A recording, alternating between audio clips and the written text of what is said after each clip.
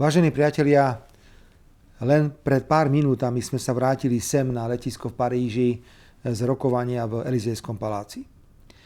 Počas takmer dvojhodinového dôverného rozhovoru s francúzskym prezidentom pánom Macronom sa preukázala blízkosť Francúzska a Slovenska vychádzajúca z dohody o strategickom partnerstve.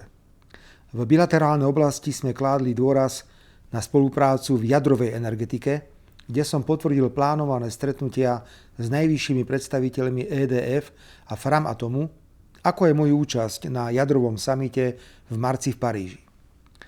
Vzhľadom na koncepciu silnejšej, samostatnejšej a suverénnejšej Európskej únie, ktorú podporujem aj ja, bolo prirodzené, že sme venovali pozornosť aj možnostiam, ktoré vytvára vyspelý zbrojársky priemysel vo Francúzsku a dynamicky sa rozvíjajúce slovenské zbrojárstvo. Myslím si, že Robert Kaliňák ako minister obrany bude mať veľa práce.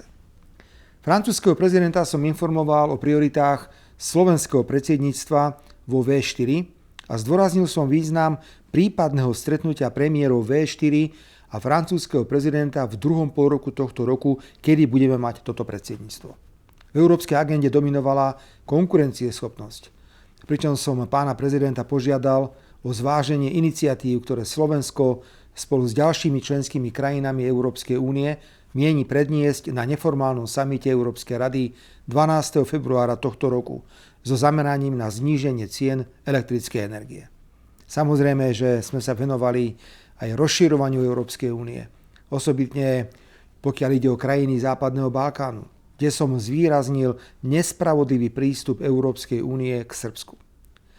Vzhľadom na to, že Slovensko je bezprostredný sused Ukrajiny a že na niektoré aspekty vojenského konfliktu máme iné názory, využil som možnosť poskytnúť francúzskemu prezidentovi našu predstavu o ďalšom vývoji vojny medzi Ukrajinou a Ruskom.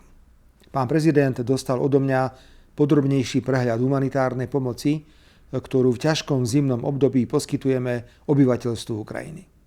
Formát a dĺžka stretnutia vytvorili priestor aj na otvorenú a priamu výmenu názorov, aj na citlivé aspekty európskej a svetovej politiky.